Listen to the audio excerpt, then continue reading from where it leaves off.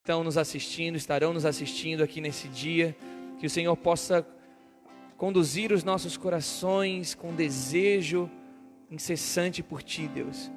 Pai, eu oro para que nessa noite nossos olhos do entendimento sejam abertos para Tuas sagradas Escrituras e que possamos dar a Ti, Senhor, de todo o coração, Senhor, os nossos louvores, nossa oração e o nosso entendimento, para que a Tua sagrada Escritura venha encontrar um lugar, Senhor, desejoso por ela. Que o Senhor possa encontrar nas nossas vidas uma terra fértil que irá gerar para Ti bons frutos, Deus. Oramos pela semente que será lançada, Senhor, nessa noite, para que nossos corações, nossas vidas, nossas casas, aqueles que estão ao nosso redor, sejam impactados pela Tua palavra e que venhamos nos preparar para esses dias e para os grandiosos dias, gloriosos dias que estão por vir, Deus.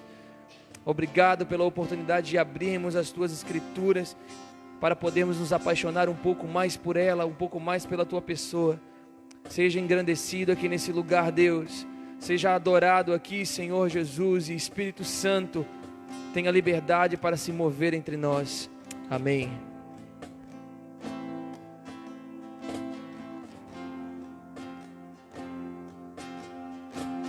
Eu vim, meu Senhor, dar-te louvor, pois digno és de receber meu melhor, de receber meu melhor.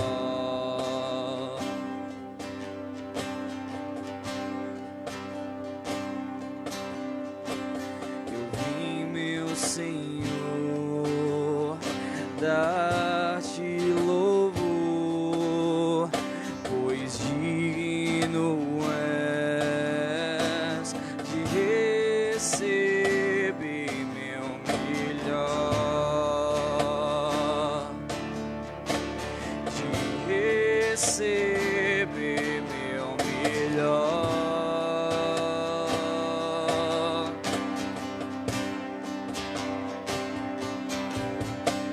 Eu não te darei algo que não me custe. Eu não te darei algo sem valor. Eu não te darei algo que não me custe. Eu não te darei algo sem valor. Não te darei algo que não me custe. Eu não te darei algo sem valor. Eu não te darei algo que não me custe. Eu não te darei algo sem valor. De todo o coração, toda alma, com toda a força, te amo, te amo, te amo, Deus. De todo o coração, toda alma, com toda a força, te amo, te amo, te amo, Deus. Eu me dou por inteiro pra te ter por completo. Minha vida é um sacrifício. Eu me dou por inteiro pra te ter por completo. Minha vida é um sacrifício. Eu me dou por inteiro pra te ter por completo. Minha minha vida é um sacrifício. Eu me dou por inteiro pra te ter por completo. Minha vida é um sacrifício. Eu me dou por inteiro pra te ter por completo.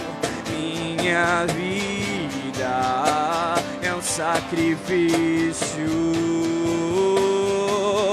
Eu me dou por inteiro pra te ter por completo.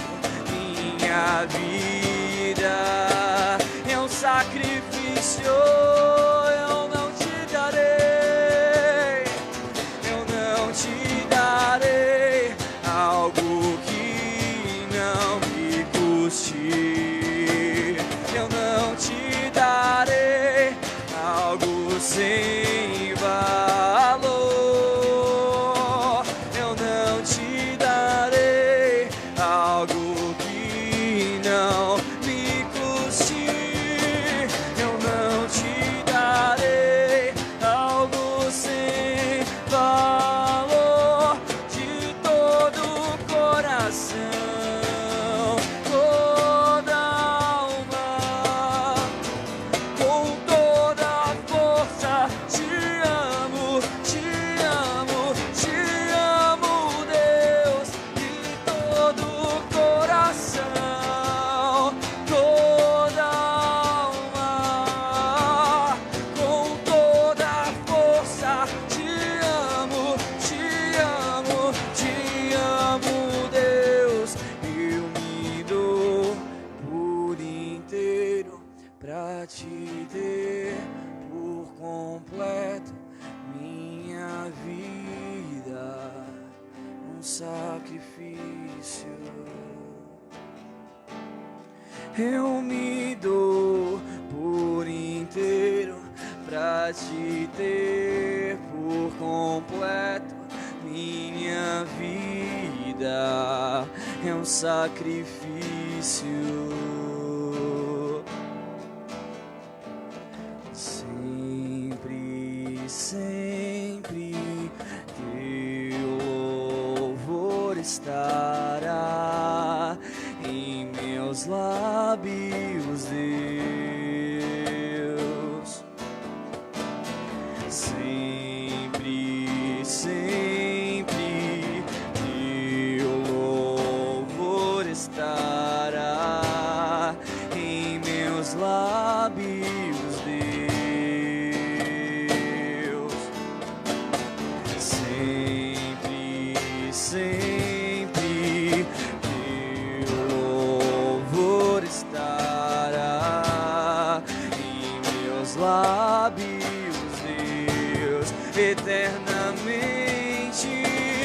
Sempre, sempre seu louvor estará em meus lábios, Deus. Sempre, sempre teu louvor estará em meus lábios, Deus. E sempre, sempre teu louvor estará em meus lábios, Deus. Eu quero ser agradável a ti, como um perfume. Quero ser agradável a ti, Jesus, como um perfume. Quero ser agradável a ti.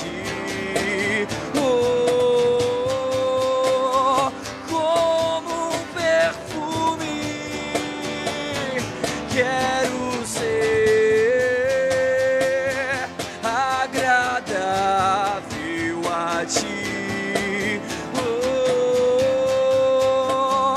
como um perfume.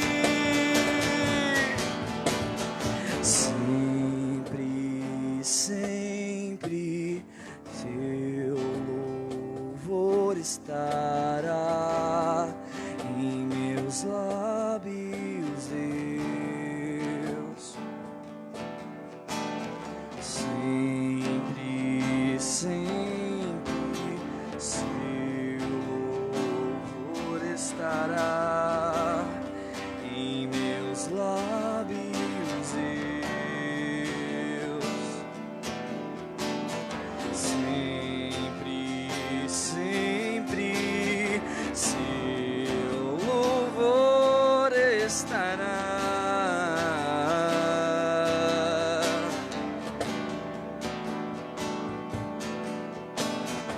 em meu coração. Está as suas palavras que geram vida. Meus lábios sempre, sempre louvarão a ti. Tu és o único merecedor, o único que é digno de glória.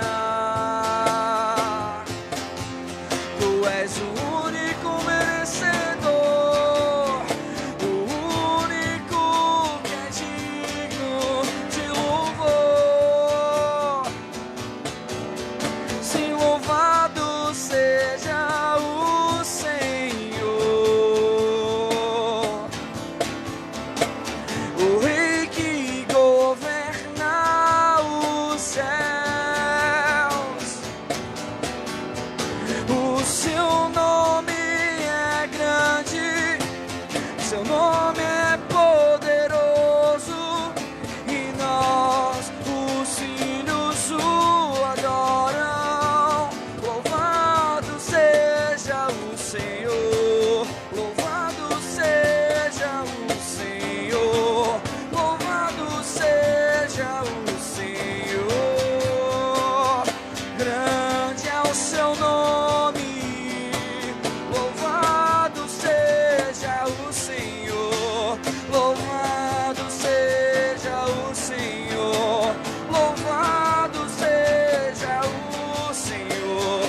Grande é o seu nome,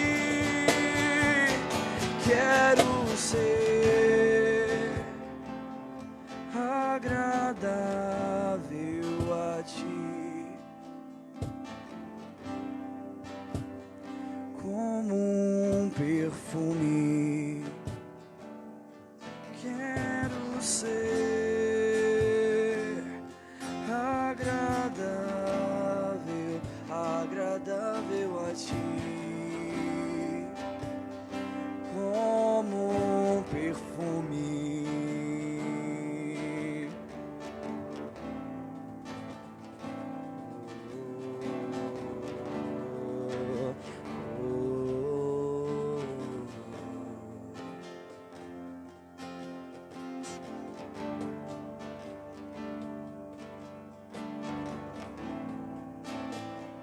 Nosso que estás nos céus, santificado seja seu nome. Pai nosso que estás nos céus, santificado seja seu nome. Pai nosso que estás nos céus, santificado seja seu nome. Pai nosso que estás nos céus, santificado seja neste lugar.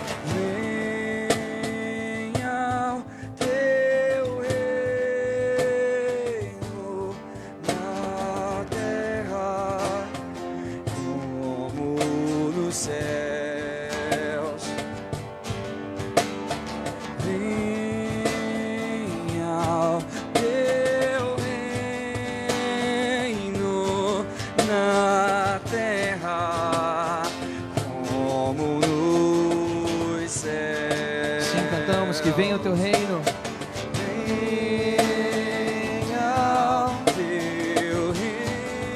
Que venha o teu reino de paz, justiça e alegria sobre a terra. Nós te desejamos, Yeshua, Filho de Deus. Rasgue os céus e desça.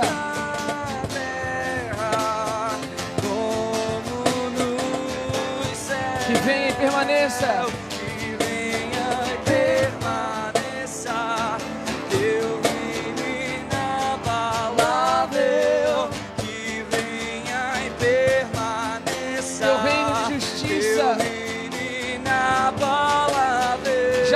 Passará, Senhor.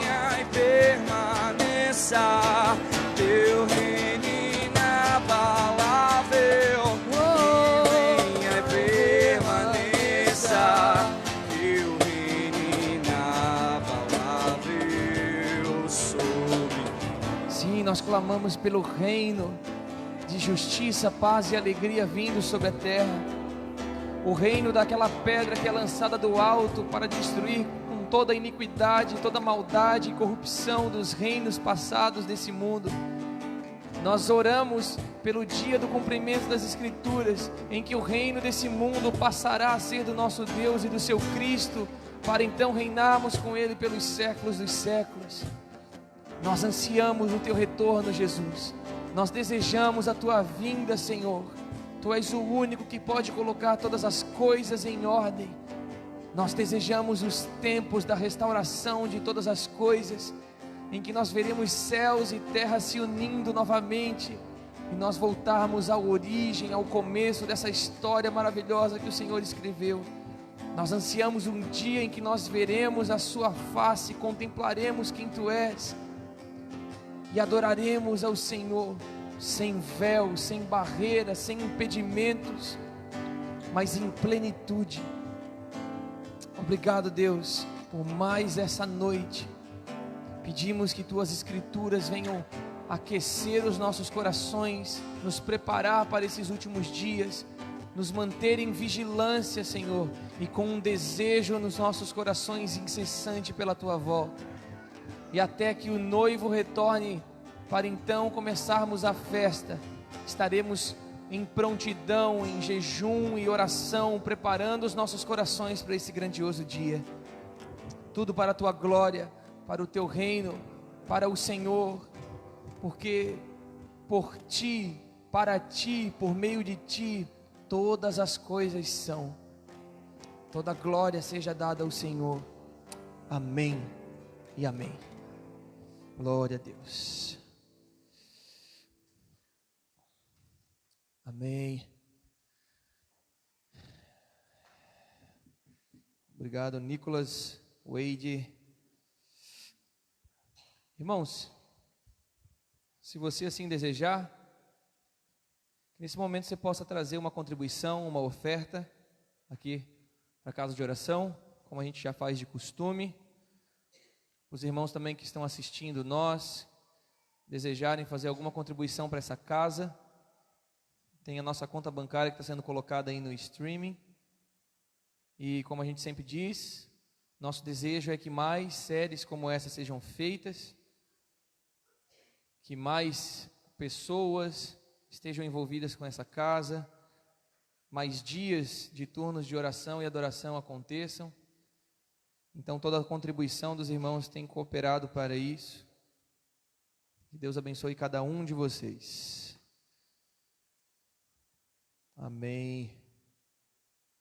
Glória a Deus. Vamos estudar mais um pouquinho, gente? Vamos ver se a gente consegue terminar essa apostila hoje. Como a gente já faz de costume, conforme nós formos desenvolvendo o conteúdo, você pode levantar sua mão para fazer uma pergunta, de acordo com o que a gente vai estar estudando aqui. Os irmãos também da internet, se tiverem alguma dúvida, pode fazer sua pergunta no chat, nos comentários, que o Aldair vai estar passando depois para mim, e as que a gente puder responder, nós estaremos respondendo para os irmãos também. Se não, posteriormente, estaremos comentando ali no Facebook. Ok? Ok? Amém. Vamos abrir então a apostila. Nós terminamos na última aula a 7ª trombeta, correto? Foi isso, gente? Foi, né? Então nós finalizamos a primeira parte, digamos assim, da questão dos juízos de Deus, ou pelo menos 2/3 do juízo de Deus, que são os selos e as trombetas, que é caracterizado pela tribulação e pela grande tribulação, ok? Para os irmãos aqui que eu prometi passar aquela imagem que nós colocamos aqui na televisão, depois do intervalo eu vou estar pegando o telefone de vocês, o WhatsApp de vocês, vocês deixem ali o telefone que a gente vai estar montando um grupo rapidamente, colocando a imagem e depois a gente vai estar excluindo esse grupo para vocês terem essa arte, essa imagenzinha ali e estudem. Vocês vão ver que tem todos os tópicos com os textos, né, as referências bíblicas. Então vocês estudem bastante aquelas referências que vai ajudar bastante vocês.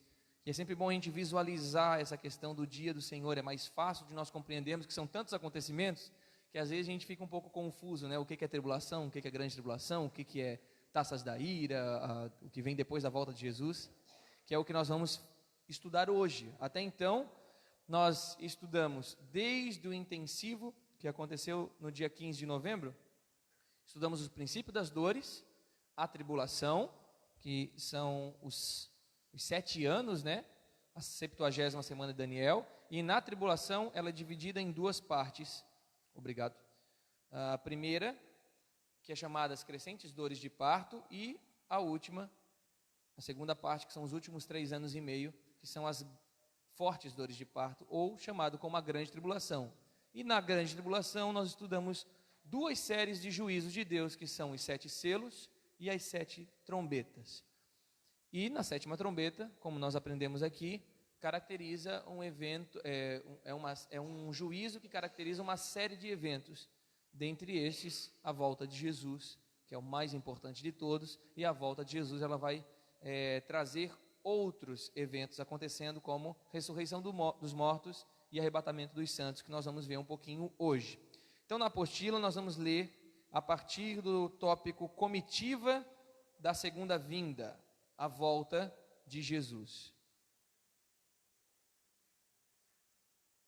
Quem não conseguiu estar em todas as aulas, nós temos elas gravadas no Facebook. Depois você dá uma assistida lá. É bom que você assista. Vocês devem ter percebido que o conteúdo já é bastante aqui da apostila, mas além do conteúdo da apostila, a gente tem desenvolvido assuntos atuais também, né? Algumas perguntas que são bem bacanas que a gente desenvolveu aqui durante essa série de estudos sobre questões de atualidade que pode ajudar vocês também a entender um pouquinho sobre essa questão dos juízos, as figuras do livro do Apocalipse e assim por diante. Então vamos lá, para a gente ganhar tempo, vamos ler a comitiva da segunda vinda, que é a volta de Jesus. Como abordamos até aqui, a 7ª trombeta abre muitos acontecimentos cruciais e centrais no fim dos tempos.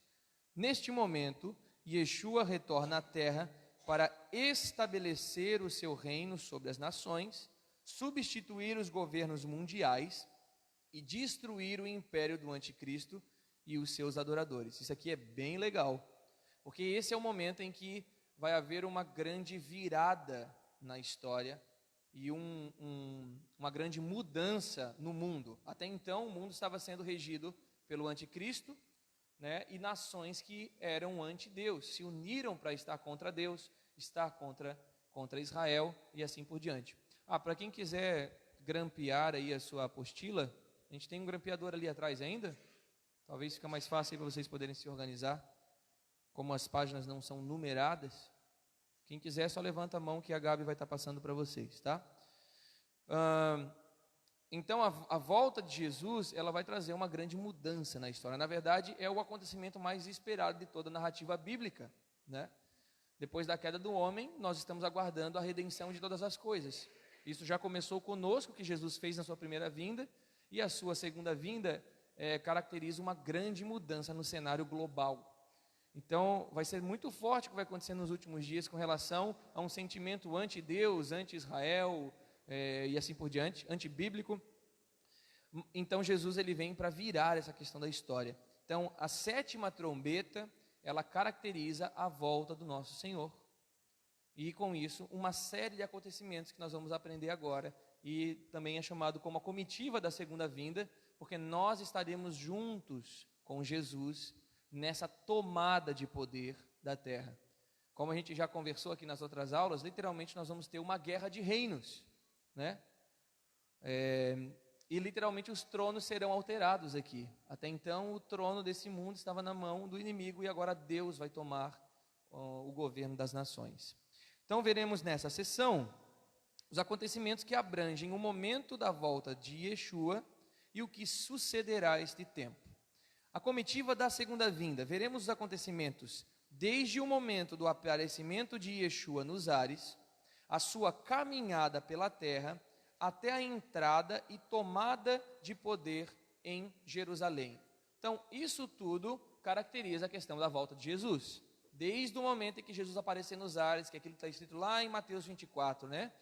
O sinal do Filho do Homem acontecerá de uma ponta a outra do globo. Então, isso inicia esse termo chamado a comitiva da segunda vinda e vai se concluir quando Jesus se assentar no trono em Jerusalém.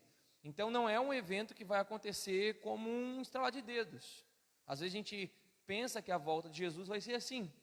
Jesus aparece, pronto, tudo acontece. Morto ressuscita, arrebatamento dos santos, e Jesus destrói todas as coisas. Não, são progressivos. Assim como a gente viu os juízos de Deus sendo liberados na terra de forma progressiva, a tomada de poder também vai ser progressiva. E a restauração de todas as coisas vai ser mais demorada ainda, porque, volto a dizer, nosso Deus ele não é um Deus mágico. Deus tem o poder para transformar todas as coisas num piscar de olhos? Tem, mas ele não faz dessa forma. Deus é processual. Então, no ano que vem, a gente vai estudar um pouquinho sobre isso, como será o processo de restauração de Jesus durante 1000 anos para todas as coisas. Então, Jesus ele terá 1000 anos para restaurar toda a questão da terra, ok? E nós estaremos com ele participando. Então, o momento da segunda vinda de Jesus também não é simplesmente um abrir e fechar de olhos. É uma série de eventos que vai acontecer durante alguns dias na terra, e é o que nós vamos ver agora. Qual é a primeira questão? O momento do retorno de Jesus nos ares. E isso vai acontecer ao ressoar da sétima trombeta. Ok? O que acontece primeiro? Yeshua aparecerá nos ares em corpo e será visto por todos os povos da terra, percorrendo o mundo inteiro em um evento que não é somente uma aparição. Temos várias referências aqui para vocês depois lerem, mas eu separei uma que é clássica, Apocalipse capítulo 1, versículo 7, parte A. Eis que vem com as nuvens e todo olho o verá. Então, todos os que estiverem na terra verão Jesus retornando. Você já imaginou como será isso? As nuvens se rasgando e Jesus aparecendo nos ares. E todas as pessoas na face da terra vendo Jesus. Então, o próprio dia do Senhor, como é descrito nos profetas, como por exemplo em Joel, diz que ele é grande e terrível. Porque quando as pessoas verem Jesus, vai ser terrível para muitas pessoas, mas vai ser grandioso para muitas pessoas também. Os que estiverem em Cristo Jesus aguardando ansiosamente por esse momento, será grandioso. Mas quem estiver contra Deus, achando que até então, pela força do seu braço, estavam conquistando sua sobrevivência, o seu poder, será terrível esse dia para eles, porque as profecias bíblicas estarão se cumprindo através daquele momento e diante dos olhos deles. Ok? Esse é o primeiro ponto. Qual que é o segundo ponto? Vai acontecer a ressurreição dos mortos para a vida, ou a primeira ressurreição. 1 Coríntios capítulo 15, 52 diz: porque a trombeta soará e os mortos ressuscitarão incorruptíveis. Qual é a trombeta que vai soar aqui? Novamente, sétima trombeta. Então olha só o que vai acontecendo com a sétima trombeta. Algumas coisas vão acontecendo, são vários eventos acontecendo. Terceiro ponto, em seguida à ressurreição dos mortos, acontece o arrebatamento dos vivos e a reunião nos ares. algumas referências bíblicas aqui para vocês, e eu vou ler 1 Tessalonicenses capítulo 4, versículo 17. Depois, nós, esse depois é depois da ressurreição dos mortos, nós, os que ficarmos vivos, seremos arrebatados juntamente com eles nas nuvens, a encontrar o Senhor nos ares. Ok? Então, arrebatamento é doutrina bíblica? Certamente, é doutrina bíblica. Tem gente que não acredita no arrebatamento, mas é doutrina bíblica. Talvez a gente não deve acreditar no arrebatamento como talvez nos explicaram de forma errônea.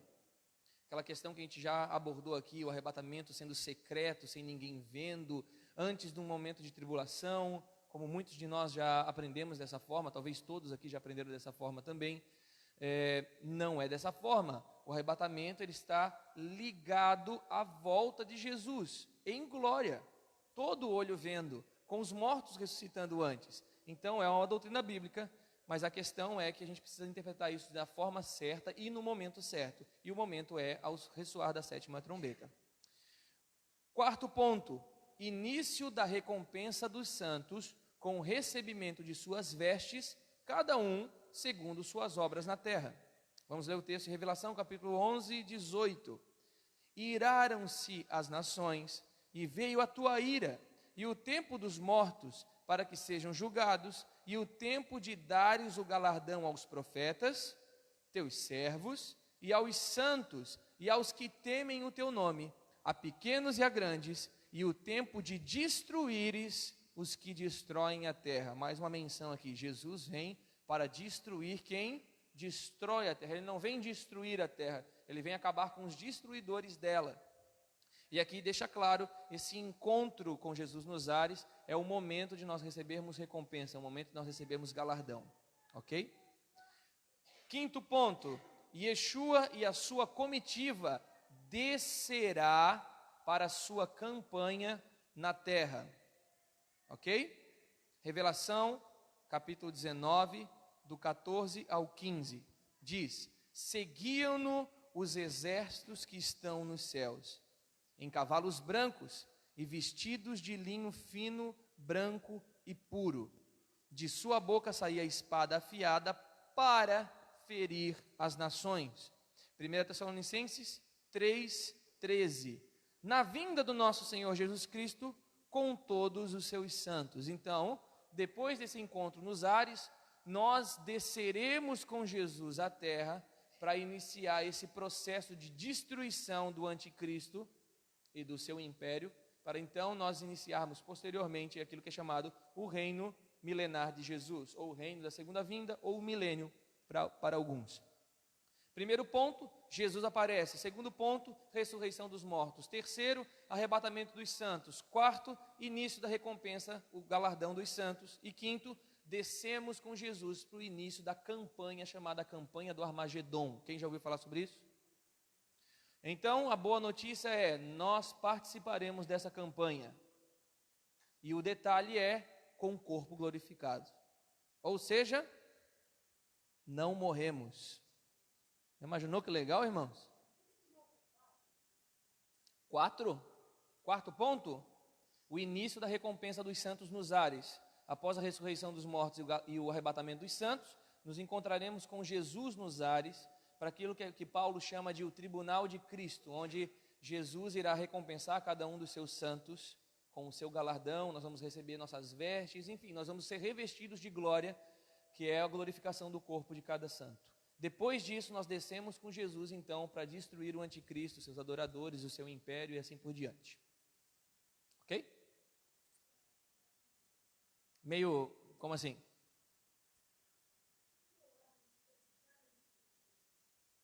Com relação ao o arrebatamento dos santos? Porque o encontro... Sim. Tá, o que o texto diz? Ok. Revelação capítulo 11, 18, a gente leu. Chegou o tempo de dares o galardão aos profetas, seus servos, e aos santos e aos que temem o teu nome, aos pequenos e os grandes, e o tempo de destruir os que destroem a terra.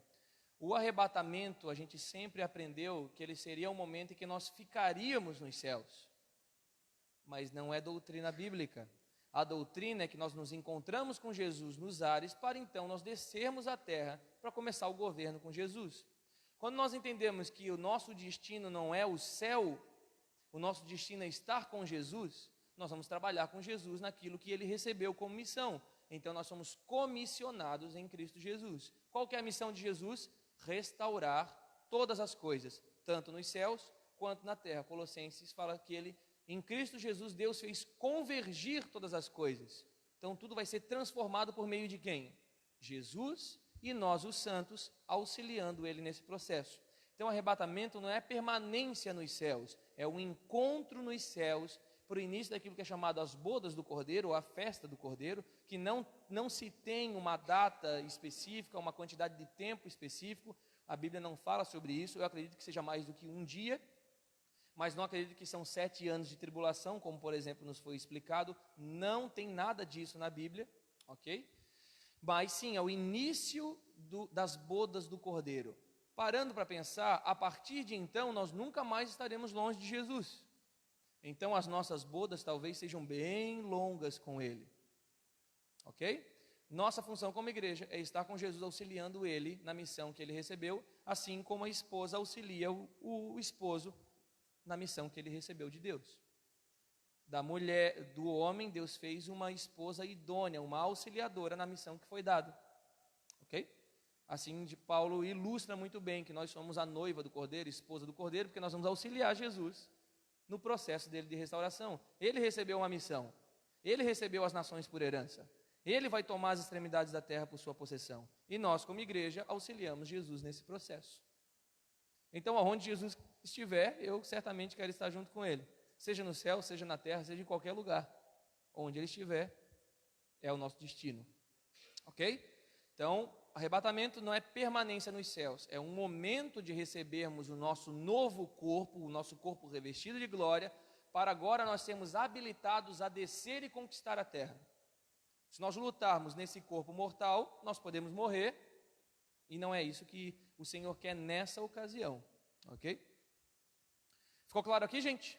Vamos avançar? Beleza. Então, o quinto ponto é o início dessa comitiva. Nós descemos para iniciar uma série de juízos que será derramado sobre quem? Anticristo e o seu império. Agora chegou o momento da destruição do anticristo. Olha só como que Deus trabalha. Vocês lembram o que aconteceu nos 4 primeiros selos? Os 4 primeiros selos foram juízos que Deus desenvolveu por meio do anticristo. O anticristo trouxe guerra, o anticristo trouxe mortes, fome e assim por diante. Foi através da manifestação dele, permitida por Deus. Agora Deus vai entrar em juízo contra o próprio anticristo. Então chegou o momento de Deus julgar o anticristo e julgar a Babilônia, aquela, que bebe do sangue dos santos. Deus falou que acabaria com ela, e agora vai ser o momento em que nós vamos ver o juízo de Deus destruindo tudo isso. Beleza? Então vamos lá, descemos com Jesus, glorificados, a comitiva da segunda vinda. Começa a caminhada de Jesus, de Yeshua, por terra, e ele vai passar por alguns lugares em direção a Jerusalém. Jesus não desce indo direto para Jerusalém. Jesus passa pela terra, fazendo uma série de coisas até chegar em Jerusalém. Ok? Vamos ver isso aí. Algumas profecias bíblicas nos dão breve compreensão da trajetória por terra de Yeshua após sua procissão nos ares. Ele passará em terra por alguns lugares, libertando o povo de Israel que estará cativo e caminhará em direção a Jerusalém, liberando as 7 taças da ira sobre o anticristo e os seus exércitos. Agora a gente vai ver os lugares por onde Jesus vai passar, tá bom? Jesus desce com todo o seu exército celestial. E agora a gente começa essa campanha de guerra até chegarmos em Jerusalém. Primeiro ponto, o Egito estará dominado pelo anticristo, Daniel 11, 42 e 43. E provavelmente Yeshua irá ao Egito no início de sua caminhada para libertar os cativos, conforme Isaías capítulo 19. Vamos ler isso. E estenderá a sua mão contra os países, e a terra do Egito não escapará. apoderar-se-á dos tesouros de ouro e de prata e de todas as coisas preciosas do Egito. Os líbios e os etíopes o seguirão. Próximo texto. Eis que o Senhor vem cavalgando numa nuvem ligeira e entra no Egito, e os ídolos do Egito estremecerão diante dele, e o coração dos egípcios se derreterá dentro de si. Naquele dia haverá 5 cidades na terra do Egito que falem a língua de Canaã e façam juramento ao Senhor dos exércitos. Naquele dia o Senhor terá um altar no meio da terra do Egito, servirá de sinal e de testemunho ao Senhor dos exércitos na terra do Egito. Ao Senhor clamarão por causa dos seus opressores, e ele, aqui eu coloquei em parênteses, o Pai, lhes enviará um salvador e defensor. Quem é? Yeshua, que os egípcios e os judeus há de livrar. O Senhor se dará a conhecer ao Egito, e os egípcios conhecerão o Senhor naquele dia. Sim, farão votos ao Senhor e os cumprirão. Ferirá o Senhor os egípcios, ferirá, mas os curará. Converter-se-ão egípcios e judeus ao Senhor, e ele lhes atenderá as orações e os curará. Olha o que Deus vai fazer, cara. Aqueles que oprimiram Israel no tempo passado, em que tiveram seus corações endurecidos e negaram o Deus de Israel, Deus vai dar a oportunidade para que haja salvação na terra do Egito, na sua vinda. Jesus, é muito interessante o que acontece aqui, é como se o Senhor Jesus fizesse o mesmo trajeto de libertar o povo do Egito em direção a Canaã, como foram nos dias de Moisés. O povo ficou vagando pelo deserto durante 40 anos, Jesus vai fazer uma trajetória muito menor, ele vai andar pela terra, exatamente nos dias que seriam necessários para eles saírem do Egito até Canaã, se obedecessem o Senhor e se fizessem da forma certa. Mas o povo teve seu coração endurecido também e ficou 40 anos perambulando pelo deserto. Então Jesus, muito provavelmente, começa a sua trajetória no Egito. Primeiro ele vai passar de ponta a ponta no globo, como a gente sabe, ressuscitando os mortos, arrebatando os santos, e depois ele desce à terra para iniciar uma trajetória pela terra até chegar em Jerusalém. Inicia pelo Egito. Ponto 2, passando pelo deserto do Sinai. Vamos ver o que o texto diz. Abacuque 3 em diante. Deus veio de Temã. Onde fica Temã? Sul de Edom. E do monte Parã, que é a península do Sinai, o santo. Vejo as tendas de Cusã em aflição, tremem as cortinas da terra de Midian. Midian é o deserto da Arábia até a península do Sinai, tá? Atualmente dizendo, né? Com indignação marchas pela terra, com ira trilhas as nações. Tu sais para o socorro do teu povo, para salvamento dos teus ungidos.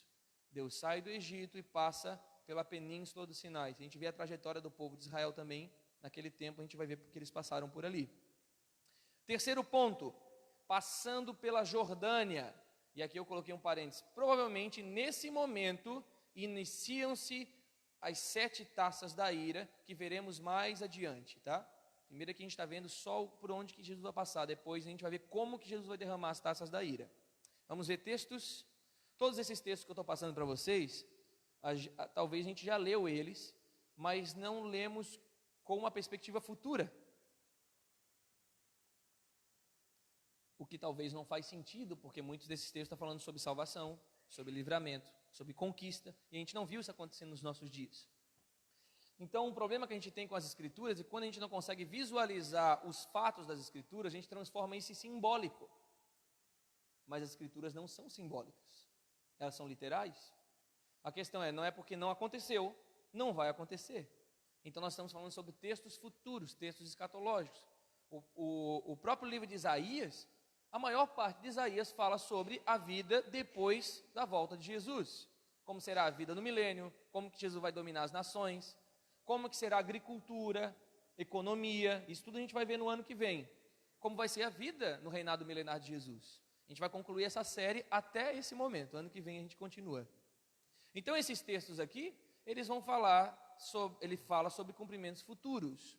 Tá? E agora a gente vai ver a parte por onde Jesus passa pela Jordânia. Isaías 63. Quem é este que vem de Edom? Edom é a atual Jordânia. De Bosra, que era a antiga capital de Edom. Com vestiduras tintas de escarlate, que é glorioso no seu traje e que marcha na plenitude da sua força. Quem que está falando aqui, gente? Com o seu manto salpicado de sangue. E que marcha na plenitude da sua força. Nós não vimos a plenitude da força de Jesus na sua primeira vinda. Agora ele retorna como um rei guerreiro, cheio de zelo de Deus. Sou eu que falo em justiça, poderoso para salvar.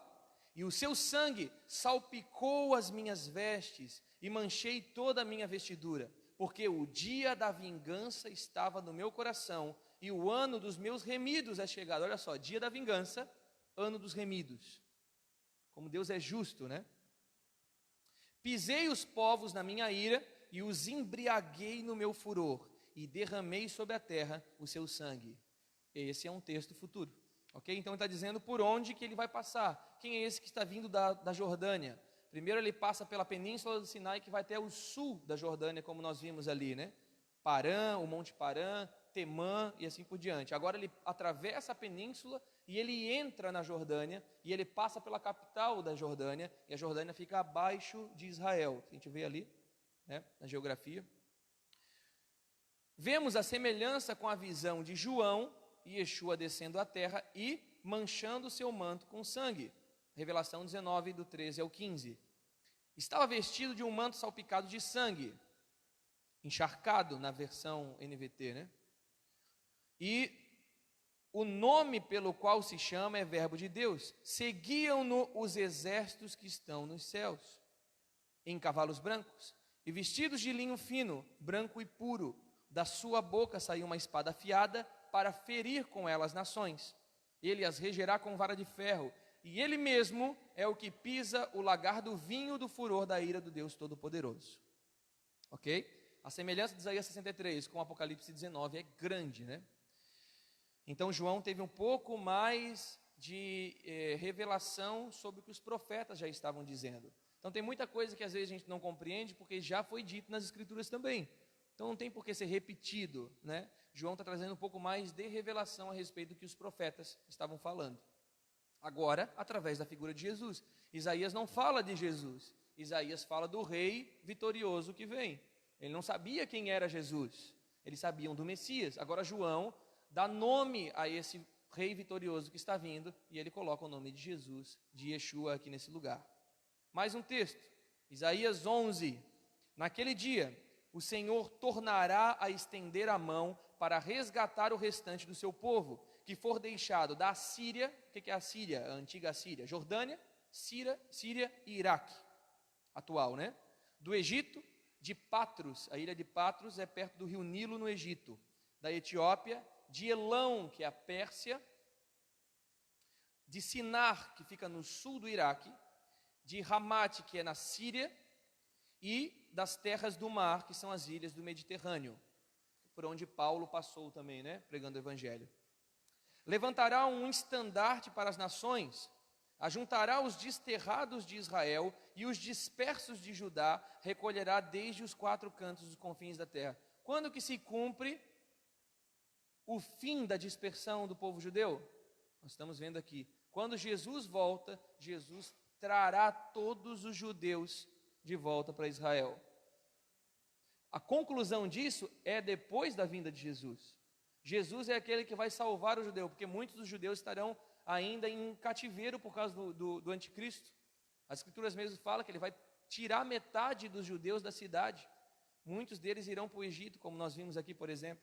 Então Jesus vai passando por esses lugares, libertando o povo judeu, até que ele possa levá-los novamente para Jerusalém, para Israel. Continuando.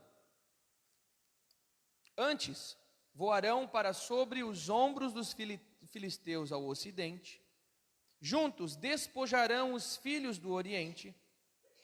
O que é despojar, né? Lembra os despojos de guerra? Então está falando de guerra. Ele vai destruindo e levando os despojos. Contra Edom e Moabe lançarão as mãos, e os filhos de Amon lhes serão sujeitos. Aqui os inimigos do povo de Israel, por toda a Bíblia a gente vê, né? Edom, Moabitas, Edomitas, Moabitas e Amonitas, sempre estando contra Israel. O Senhor destruirá totalmente o braço do mar do Egito, que é o mar vermelho, e com a força do seu vento moverá a mão contra o Eufrates, e ferindo-o, dividir-lo-á em 7 canais, de sorte que qualquer o atravessará de sandálias. Deus vai fazer isso com o rio Eufrates. O poderoso rio Eufrates, que sempre foi glorioso nas escrituras, né? Sempre as nações se vangloriavam por causa desse rio. Deus vai fazer com que as pessoas passem por ele de sandálias. Haverá caminho plano para o restante do seu povo que for deixado da Síria, como houve para Israel no dia em que subiu da terra do Egito. Deus fará novamente como fez com o povo de Israel quando tirou eles do Egito. Então, isso aqui fala da caminhada de Jesus. Egito, passando pela península do Sinai, entrando na Jordânia, até que ele chega em Jerusalém, que é onde nós vamos ler agora. A entrada de Jesus em Jerusalém. Alguma dúvida até aqui? Algum comentário? Não? A gente nunca pensou sobre essas coisas, na verdade. A gente nunca explorou esse tipo de coisa. A gente sempre caracterizou a volta de Jesus como algo, sim, estralar de dedos, né? Não, Jesus, ele vem como um rei glorioso. Ele vem para a guerra mesmo. Não é à toa que ele vai se apresentar, vai chegar em Jerusalém com o seu manto cheio de sangue. Ele vem destruir os inimigos de Deus. Isso se chama justiça e juízo de Deus. E é muito bom para nós estamos aguardando por isso. Jesus entrando em Jerusalém. Jerusalém estará, qual vai ser a situação de Jerusalém quando Jesus chegar lá? Ela estará cercada pelos inimigos, onde o anticristo terá os seus exércitos concentrados como um quartel-general ao norte em Meguido. Quem já ouviu falar sobre isso? Avançando por Jerusalém, pelo vale de Josafá, até o sul da Jordânia, que é o Edom, que a gente acabou de estudar, né? João viu que o sangue do lagar dos inimigos correu por 300 quilômetros, que é a distância aproximada de Meguido a Bosra. Lembra que ele fala sobre, não sei se são 20 mil estádios romanos, alguma coisa assim o cálculo, mas o cálculo, quanto? 1.600 estádios, isso. Tem um texto aqui mais abaixo, né? O cálculo é mais ou menos 300 quilômetros, que é desde Meguido, onde o anticristo vai estar com seus exércitos reunidos, até a capital da Jordânia, que é Bosra. Mais ou menos essa distância é cerca de 300 quilômetros, e o livro da Revelação fala que vai ter como um rio de sangue, com a altura no freio dos cavalos. Ou seja, Jesus vai estar em guerra da Jordânia até Meguido. Por isso que eu acredito que o derramar das taças da ira começa naquele ponto que a gente estudou ali sobre a Jordânia, que a gente vai ver agora, tá? Desculpa, tá logo em seguida, né? Revelação 14, 20. E o lagar foi pisado fora da cidade, e o sangue do lagar até os freios dos cavalos, pelo espaço de 1.600 estádios, que é cerca de 300 quilômetros, mais ou menos. E esta é a campanha militar conhecida como Armagedon, ou em hebraico, Har Megiddo, que é o Monte Meguido, situado em uma planície chamada Vale de Jezreel. A batalha final acontecerá no Vale de Josafá, que fica alguns quilômetros abaixo de Jerusalém. Esse texto bem conhecido, né? Joel capítulo 3, 2, 12 e 14. Congregarei todas as nações e as farei descer ao Vale de Josafá. Então os exércitos do anticristo estarão no Meguido, e eles descem para a guerra no Vale de Josafá. E ali com elas entrarei em juízo, por causa do meu povo e da minha herança, Israel, a quem elas espalharam por entre as nações, repartiram a minha terra. Suscitem-se as nações e subam ao vale de Josafá, pois ali me assentarei para julgar todas as nações em redor. Multidões, multidões no vale da decisão, porque o dia do Senhor está perto no vale da decisão. O próprio Deus suscita as nações. Ele fala: vamos, nações, levante-se, vão para o vale de Josafá, porque ali é onde eu vou julgar vocês. Deus é soberano. Onde Deus escolheu para julgar as nações na terra é num lugar específico. E ele vai fazer com que naquele dia os exércitos vão em direção ao vale de Josafá.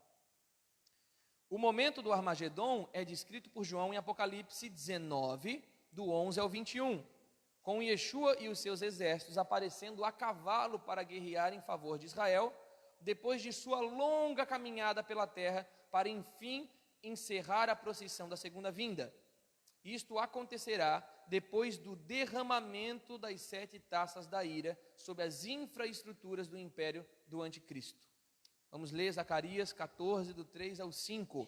Então o Senhor sairá e pelejará contra estas nações, como quando peleja no dia da batalha. Naquele dia estarão os seus pés sobre o Monte das Oliveiras, que está de fronte de Jerusalém para o oriente. Olha só o que Jesus vai fazer. O Monte das Oliveiras será fendido pelo meio, do oriente para o ocidente, e haverá um vale muito grande, e a metade do monte se removerá para o norte e a outra metade para o sul. E fugireis pelo vale dos montes, pois o vale dos montes chegará até Azel. E fugireis assim como fugistes de diante do terremoto nos dias de Uzias, rei de Judá. Então virá o Senhor, meu Deus, e todos os santos com ele. O que Jesus está fazendo aqui? Ele se assenta no Monte das Oliveiras. Ele coloca os seus pés sobre o Monte das Oliveiras. O mesmo monte em que ele nos mostrou a constituição do reino de Deus, que é o Sermão do Monte. O mesmo monte em que ele nos deu entendimento sobre o fim dos tempos, que é em Mateus 24, quando ele começa a falar, dando aquele sermão do princípio das dores, tribulação e assim por diante. Ele vai abrir, ele vai fender esse monte, vai fazer com que as pessoas de Jerusalém consigam fugir pelo meio do Monte das Oliveiras. E então Jesus entrará em Jerusalém com todos os santos para então destruir o anticristo, jogá-lo no lago de fogo e assim por diante. Então o próprio Jesus é aquele que vai causar uma fuga para o povo de Israel, que estará ali cativo com o anticristo, e ele vai destruir todo o império do anticristo, inclusive ele, com os santos que estiverem acompanhando ele, em uma campanha desde o Egito até Jerusalém. Ok? Vamos continuar, que vocês já vão entender bem quantos dias que isso vai durar e assim por diante. Nos tempos do Êxodo, o Senhor proporcionou livramento ao povo de Israel, abrindo as águas do Mar Vermelho. Nos últimos dias, o Monte das Oliveiras será fendido para que os judeus fujam e sejam salvos por Yeshua. A mesma coisa que aconteceu no Mar Vermelho, Jesus vai fazer através do Monte das Oliveiras. Este será um momento em que todas as nações se voltarão contra o ungido, e os reis também estarão reunidos para a peleja em Jerusalém. Quando as nações, elas visualizarem Jesus glorificado com toda a sua glória, com todos os santos seguindo, é o momento em que eles precisam unir todas as suas forças para tentar destruir Jesus, porque eles sabem que o fim deles está próximo. Então assim, quando a derrota está iminente, quando a guerra está chegando, eles precisam se unir, sabendo que falta pouco tempo, sabendo que já estão condenados, porque já se voltaram ao mal, já foram marcados, já deram sua vida para o anticristo, e agora eles vão ser persuadidos a, com todas as suas forças, irem contra Jesus. Então, a persuasão do próprio falso profeta, que nós vamos ver mais adiante, fará com que os reis da terra e os seus exércitos se voltem contra Jesus. E nós vamos ver isso sendo replicado lá no final do milênio, quando o próprio Satanás é solto, volta a persuadir as nações para se voltarem contra o ungido de Deus. Então aqui já está mostrando como isso vai acontecer também futuramente, quando Satanás for solto. Mais um texto, Zacarias 12, do 3 ao 4, do 8 ao 9. Naquele dia, farei de Jerusalém uma pedra pesada para todos os povos. Todos os que erguerem serão gravemente feridos. E ajuntar-se-ão contra ela todas as nações da terra.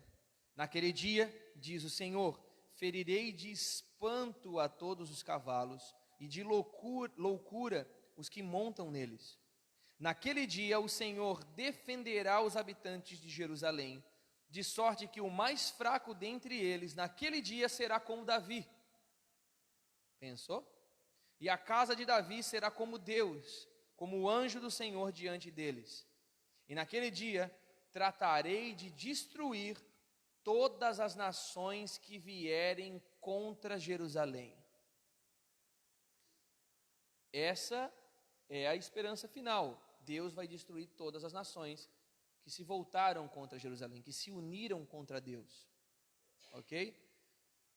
Haverão nações que não estarão contra Jerusalém? Acredito que sim, particularmente.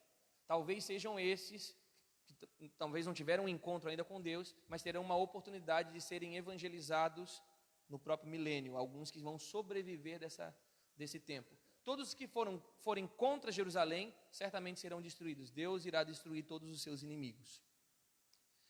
Sofonias, capítulo 3, 8. Estou trazendo bastante profecia aqui para vocês depois estudarem mais, tá? Esperai-me, pois, a mim, diz o Senhor, no dia em que eu me levantar para o despojo, porque a minha resolução é ajuntar as nações e congregar os reinos, para sobre eles fazer cair a minha maldição e todo o furor da minha ira, pois toda essa terra será devorada pelo fogo do meu zelo.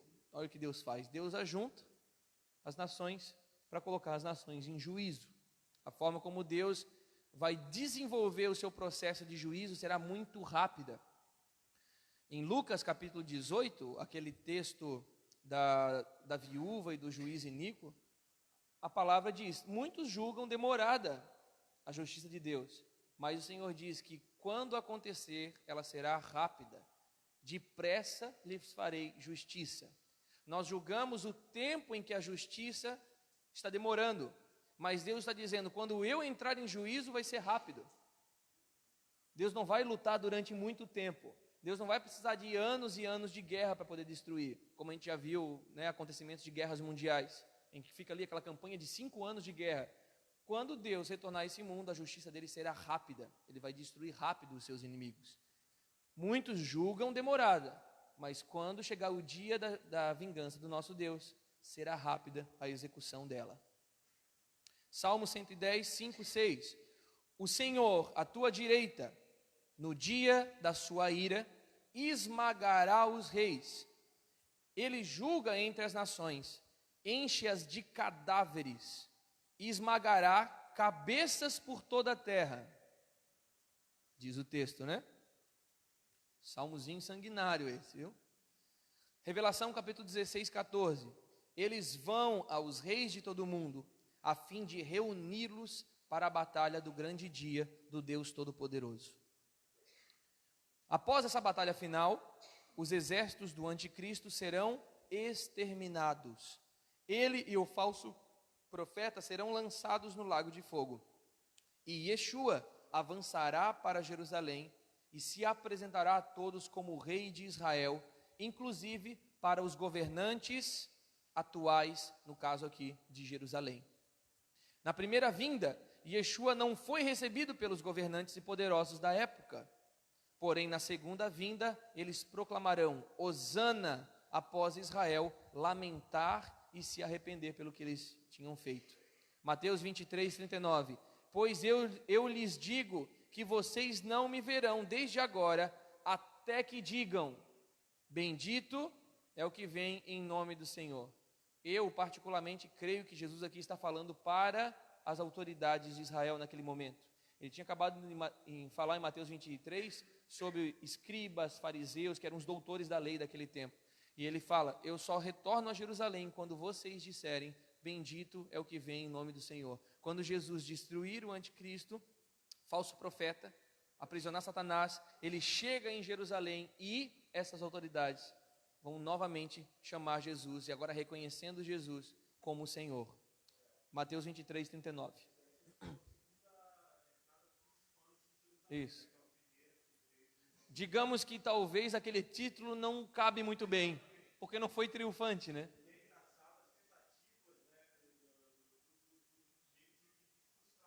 Sim.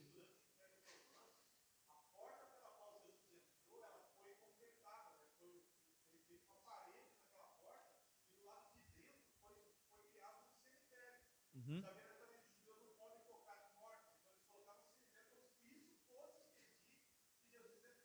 Um cemitério muçulmano ainda. A Porta Dourada, né? A Bíblia não fala que ele entra, assim, claramente que fala que ele vai entrar por essa porta, mas é a porta que está de frente para o Monte das Oliveiras, né? Quando você está na frente do Monte das Oliveiras, você olha assim, você vê aquele cemitério do lado de cá do muro e a porta fechada mesmo, que é o Golden Gate que eles falam, né? É provável que Jesus possa entrar por ali sim. Pensa que aquele monte onde o pessoal tira aquela foto, né, que tem a cúpula atrás, ele vai ser fendido e vai haver uma fuga para que os judeus passem por ali, e Jesus com os santos entram através dessa repartição do muro para então entrar em Jerusalém e tomar Jerusalém, uma tomada de poder, né, de guerra mesmo. E um outro texto, como diz aqui o finalzinho do parágrafo, após Israel lamentar e se arrepender. Então primeiro os governantes vão dizer, bendito é o que vem em nome do Senhor. Para que Jesus se torne rei de Israel, os governantes da época de Israel terão que fazer o quê?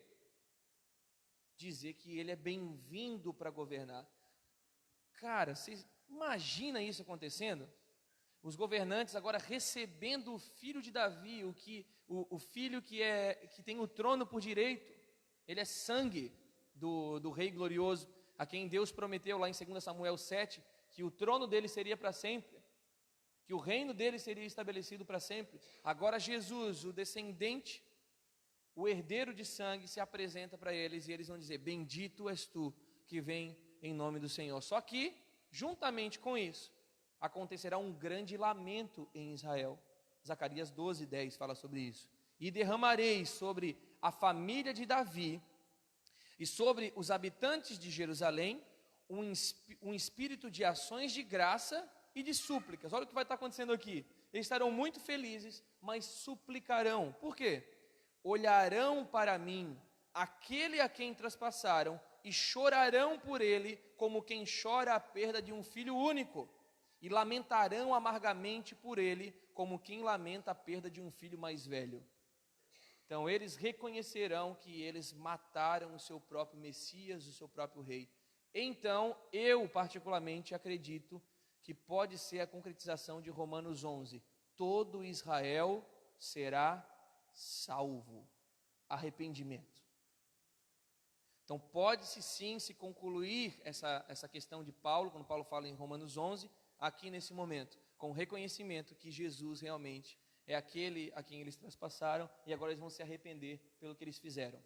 Ok? Então é tudo muito conectado, né? Os gentios entram em plenitude, causam ciúmes em Israel, Israel começa a ter já o seu coração sendo preparado para a vinda de Jesus, entendendo que os santos gentios servem a Deus de todo o seu coração, e nós servimos o Yeshua, a quem eles mataram, transpassaram. Então, pensa na crise que os judeus vão entrar nos últimos dias, porque nós estaremos totalmente engajados nos últimos dias, junto com as duas testemunhas, junto com os judeus remanescentes que acreditam em Jesus, participando desse período de tensão, e eles vão ver, uau, como os gentios são devotos a Deus, mesmo em pressão eles estão sendo aprimorados, santificados, eles servem a Deus de todo o seu coração. Então o coração deles já vão ser preparados durante a tribulação, muitos já serão salvos, reconhecendo por causa do testemunho de Cristo que nós daremos. O testemunhar a Jesus vai causar uma crise santa no povo de Israel, e acredito particularmente que se concretiza nesse momento em que todos os que tiverem em Jerusalém serão salvos, 100% de salvação. Israel será a primeira nação 100% salva, cumprindo as promessas que foram dadas a Abraão. E a partir da salvação de todo Israel, todas as famílias dos povos serão abençoadas. Se Deus não salvar Israel, não tem conclusão de bênção para todos os povos, entende? É por meio disso, quando isso acontecer, então vai começar um processo de restauração de toda a terra por meio dessa nação. E o único que pode trazer salvação para Israel como um todo é Jesus, o herdeiro de Davi.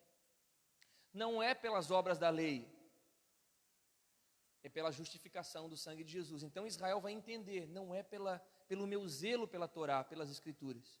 É pela justificação do sangue desse homem que agora eu vou viver uma vida de santificação. Ok? Todo Israel vai ser glorificado quando Jesus entrar em Jerusalém? Não, serão salvos, estarão durante o milênio também vivendo, aguardando a sua glorificação, que muito provavelmente deve acontecer no final do milênio, no tribunal do trono branco. Então haverá uma oportunidade para aqueles que estiverem no milênio para serem salvos por meio do evangelho de Jesus. Ok? Tudo fixe até aqui? Alguma dúvida? Impossível que vocês não tenham dúvida. Talvez seja até algo novo que vocês estão ouvindo aqui agora. Não tem problema se vocês perguntarem, tá? Ou talvez até comentar assim, nunca tinha ouvido falar desse jeito. Talvez eu possa ajustar alguma coisa, possa trazer um pouco mais de clareza para vocês. Não? Tem algum questionamento aí na internet? Não? Então tá bom, então tá tudo bem explicadinho. Tá com uma dúvida? Vamos lá. Essa parte das 7 taças a gente vai começar depois do intervalo.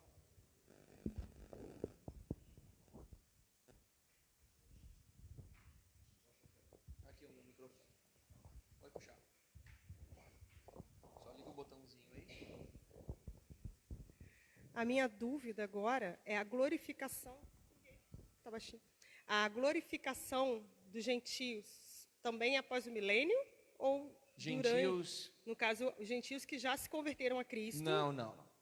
Isso aí é na hora do soar da 7ª trombeta. Arrebatamento dos santos. Entendi. Tá. Durante o milênio, pessoas que não passaram pela primeira ressurreição, né? Ou o arrebatamento, essas terão uma oportunidade para se voltarem a Jesus, começando pela salvação total de Israel.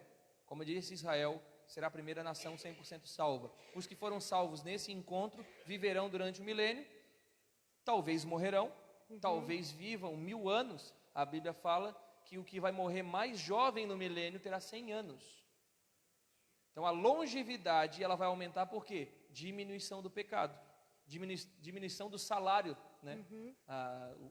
A morte, né? O pecado sendo salário de morte. Então, diminuindo o pecado na terra, aumenta-se a longevidade.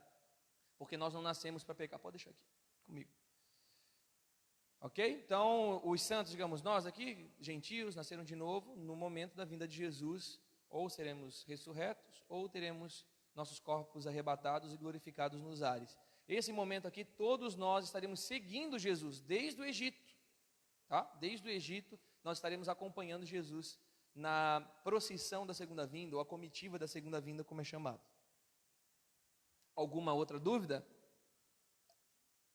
Ficou claro esse processo? Vamos lá que a gente tem uns 10 minutinhos. Botãozinho. Depois que Jesus for entrar em Jerusalém, aí os governantes vão reconhecer ele, e aí vai começar o milênio. Basicamente. Por que Na segunda parte, a gente vai ver o que vai acontecer até Jesus entrar em Jerusalém. Eu estou trazendo para vocês cronologia. O que vai acontecer ponto por ponto. Agora nós vamos ver o que vai acontecer com o derramar das taças da ira. Tá. Tipo, eu estou passando para vocês a caminhada de Jesus e dos santos pela terra. Quando nós passarmos muito provavelmente pela Jordânia, inicia-se o derramar das 7 taças, que é a próxima parte aqui. Então a gente vai ver literalmente como que o anticristo vai perder suas forças até o momento em que ele vai ser condenado ao lago de fogo, tá? Eu dei uma pincelada grande aqui, né? Tipo assim, como que o anticristo vai ser destruído, Leonardo? Como é que vai ser isso, né? Como é que vai ser essa guerra? A gente vai ter os detalhes no derramar das 7 taças da ira, e então a gente vai ver onde que entra essa questão do início do milênio, tá? Mais alguma dúvida? Não? Beleza, vamos tomar um café?